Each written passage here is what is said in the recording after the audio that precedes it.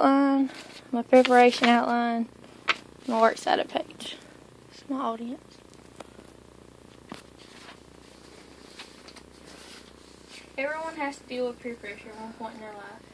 Majority of peer pressure falls on teenagers.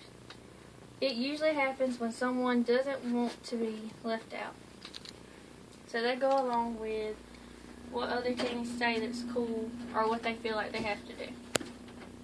Peer pressure is the influence when one person feels like they have to do something, but they really don't have to. They just go with it because the crowd's doing it.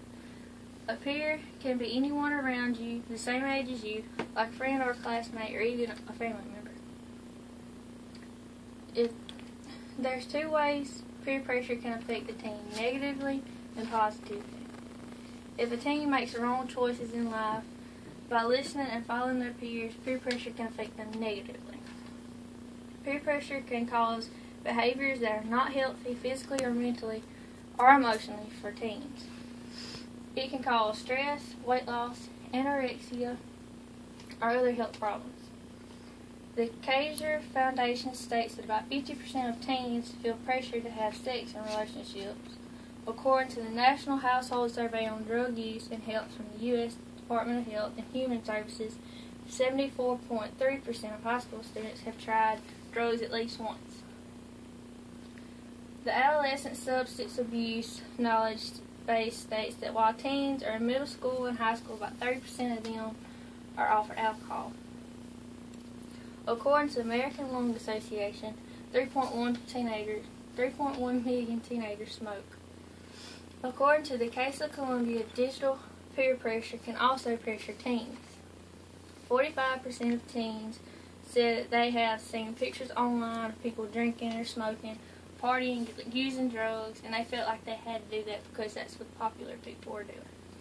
Many teens might feel rushed into decisions they're not ready to make.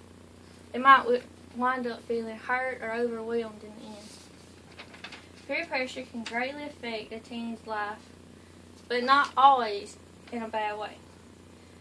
51% of teens said that peer pressure was positive on their life. Some choose behaviors when they are ready, not when others want them to be. Some teens use good peer pressure to resist bad peer pressure. Teens and their friends can talk each other to do things to improve their health, their social life, such as joining gyms or extracurricular activities. Teens and their friends can encourage each other to also join like sports and stuff. Most people who become friends tend to already have a lot in common. People are most likely to hang out with people that have similar interests and enjoy doing the same things. So how should people cope with peer pressure? Teens should know their values and their standards. They shouldn't just let any other teen run them over or bully them, telling them that they should do this or they should do that. They should know their beliefs. If they know what's right and wrong, there should be no problem standing up for what they know and what they believe. Also, it helps to have self-confidence. Self-confidence will help teens fit in and feel good about themselves. Choosing their friends wisely is another way of staying away from negative peer pressure.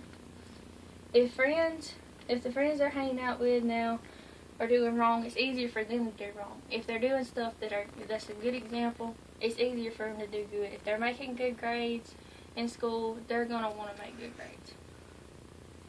In conclusion, peer pressure can have a negative and positive effect on teens nowadays. The friendships that are shaped depends on common interest, and that depends on the kind of peer pressure that's going to be in the friendship. If you have good friends that are doing good things, you'll have positive peer pressure. If you have friends that are doing negative things or bad things, you'll have negative peer pressure. It all depends on what the teen wants to do with his or her life. Just remember, don't give in to negative peer pressure.